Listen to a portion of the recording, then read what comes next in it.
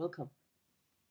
In a short lesson, we'll read a two-digit integer, compute its digit swap, which is tens and unit swaps, and check whether the original number is greater than or equal to its swapped value.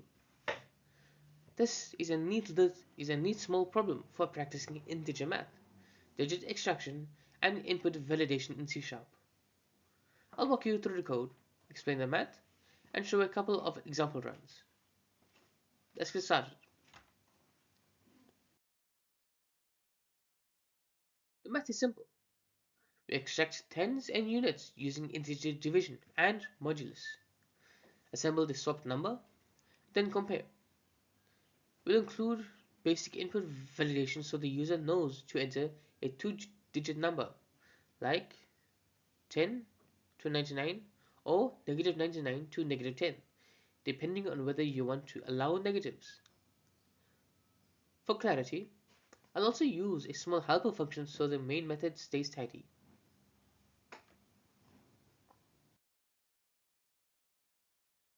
Here's a clear, robust implementation.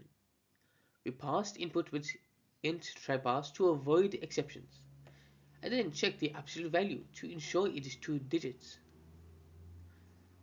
Is original greater or equal swap handles signs safely.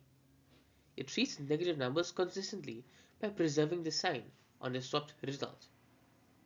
We return the Boolean comparison and also out the swapped value so the caller can print both numbers for clarity.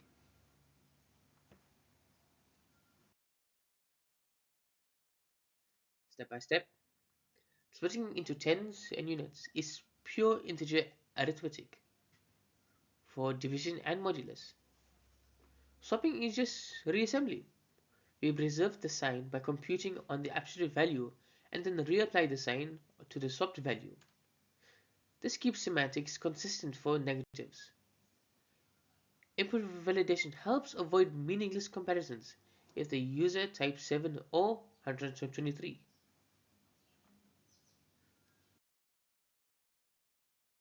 These examples show typical outcomes. Note the negative case. Swapping negative 45 yields minus 54. Since minus 45 is larger than minus 54, as it is less than negative, the comparison returns true. When digits are equal, like 11, the swap value equals the original, and we treat it as greater or equal to as true.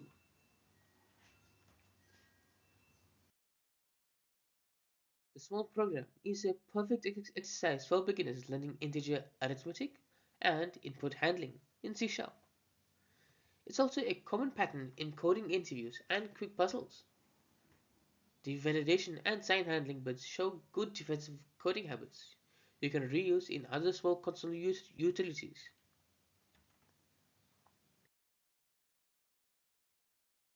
To wrap up, the solution is concise and safe. Use tryparse for robust input, validate the two-digit requirement, and handle sign consistently. This makes the routine a small, dependable utility for demos and exercises. Thanks. Try different inputs and watch how the comparison behaves for edge cases like 10 or 99 and negatives. Thank you for watching. If you enjoyed this video, please make sure to like and subscribe for more C# tutorials. I'll see you in the next one.